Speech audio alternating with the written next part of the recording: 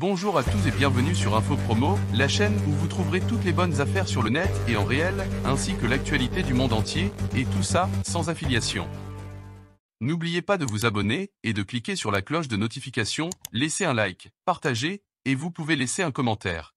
Lors de sa déclaration de patrimoine à la Haute Autorité pour la transparence de la vie publique, le président candidat à sa réélection a estimé son capital à 500 000 € en 2022.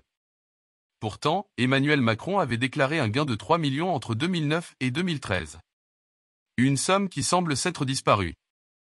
En menant l'enquête pour retrouver ces millions disparus, 2 journalistes auraient mis en évidence une combine frauduleuse de la banque Rothschild, ancien employeur du président. En enquêtant sur les 3 millions déclarés de Macron entre 2009 et 2013, Jean-Baptiste Rivoire et Gauthier Mesnier auraient mis le doigt sur une fraude fiscale de grande envergure. Si la trace de cet argent n'a pas été retrouvée, les 2 hommes pensent qu'Emmanuel Macron aurait perçu bien plus que 3 millions d'euros chez Rothschild. Selon eux, l'époux de Brigitte Macron aurait reçu une somme oscillant entre 5 et 10 millions. Cette année-là, Macron, employé de la banque, joue un rôle clé dans le rachat de la branche nutrition infantile de Pfizer par le groupe Nestlé. Un deal de 9 milliards d'euros. Une transaction qui aurait permis à Rothschild de gagner entre 45 et 135 millions d'euros et qui aurait pu rapporter gros à l'ancien énarque. C'est lui qui a fait de Nestlé un client de Rothschild puis qui, en un week-end, les a convaincus de faire la proposition déterminante, alors que les négociations entre Pfizer et Danone capotaient.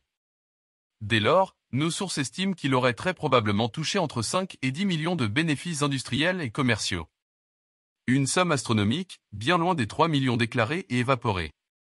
La question s'est alors posée aux journalistes investigateurs, ou, si cet argent existe bel et bien, où pourrait-il être ?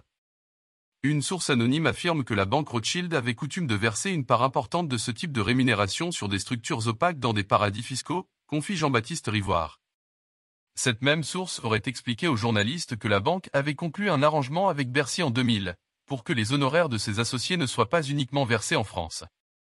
Ainsi, et toujours selon la source au sein de Rothschild, une partie de la rémunération est versée en France, quand l'autre est déposée à l'étranger. Cependant, les journalistes n'ont trouvé aucune trace d'un trust au nom d'Emmanuel Macron. Mais le doute persiste. N'oubliez pas de vous abonner et de cliquer sur la cloche de notification, laissez un like, partagez, et vous pouvez laisser un commentaire.